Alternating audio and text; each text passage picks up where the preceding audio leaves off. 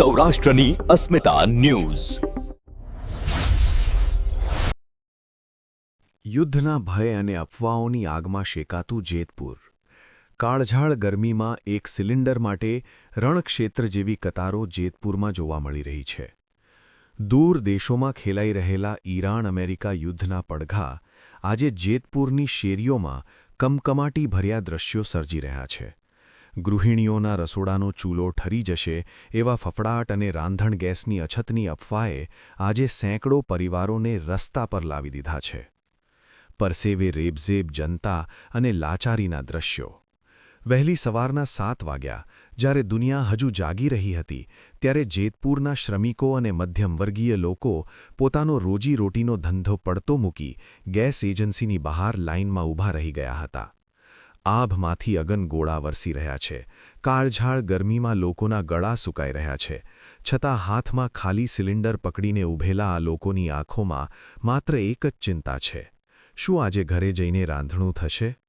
કલાકો સુધી લાઇનમાં ઊભા રહ્યા બાદ પણ જ્યારે સિલિન્ડર મળવાની કોઈ આશા ન દેખાઈ, ત્યારે લોકોનો સંયમ ખૂટ્યો હતો. ભૂખ્યા પેટે અને તડકામાં શેકાતા લોકોના ચહેરા પર લાચારી અને રોષનું મિશ્રણ જોવા મળતું હતું. બંધ શટર પાછળનું સત્ય જુઓ. બહાર લોકોનો આક્રોશ એટલો ભયાનક હતો કે એજન્સી સંચાલકે ડરના માર્યા શટર પાડી દેવા પડ્યા હતા. બંધ દરવાજા પાછળ કામગીરી ચાલતી રહી, પણ બહાર ઊભેરી જનતા માટે તો એ આશાના દ્વાર બંધ થયા જેવું જ હતું.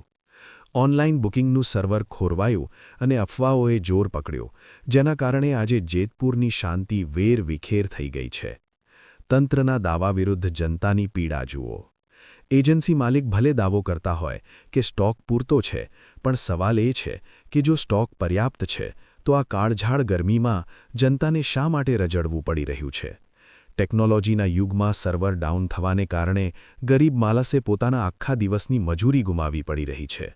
યુદ્ધ ભલે સરહદો પર થતું હોય, પણ તેની સાચી કિંમત તો જેતપુરના સામાન્ય નાગરિકો ચૂકવી રહ્યા છે, જેઓ એક સિલિન્ડર માટે લોહી પરસેવો એક કરી રહ્યા છે.